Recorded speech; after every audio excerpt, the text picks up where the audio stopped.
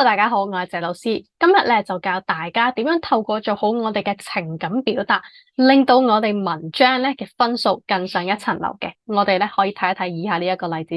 大帝一不小心就把我心愛的機械人推跌了，看見滿地的殘骸，我頓時怒氣沖天，生氣極了。聽落去冇咩問題啊，但係如果作為一個老師嘅角度嚟睇，我唯一可以讚賞嘅地方就係佢寫得非常之通順，而且有用四字詞。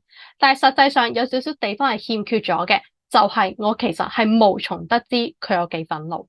佢話怒氣沖天啫，但係其實實際上我唔知佢個憤怒程度去到邊一度噶嘛。咁所以咧，我哋其實應該透過一個嘅技巧咧，去令到自己情感表達方面咧更加突出。呢一個技巧就係動作描寫啦。我哋再睇一睇呢一個改寫之後嘅例子。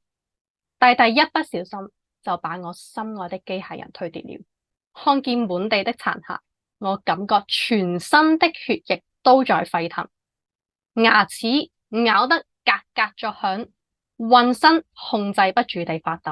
我把書包狠狠地往地上一扔，怒聲敲道：看看你幹了什麼好事。嗱，大家會見到咧，今次呢段文字咧，明顯比上一段文字豐富好多嘅。雖然同樣係講憤怒，但係同學仔咧係運用咗更加多嘅動作描寫。透過呢一啲嘅動作，包括咬牙切齒、渾身控制不住地發抖，仲要大力掉個書包落地，大聲咁咆哮。呢啲嘅動作，即使佢冇出現過怒氣沖天呢四個字，我都能夠透過佢嘅文字感受到佢憤怒到不得了，令到成個情感表達更為突出。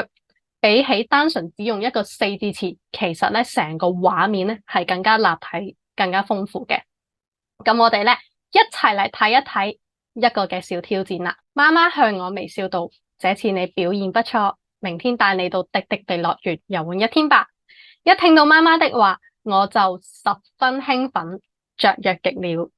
大家試下改寫今次呢一段文字，令到佢係表達興奮、雀躍嘅情感上面更加突出。記住用我哋今日學過嘅技巧，動作描寫啦。大家有冇問題呢？如果冇問題嘅話，我哋今堂就去到呢一度啦。拜拜。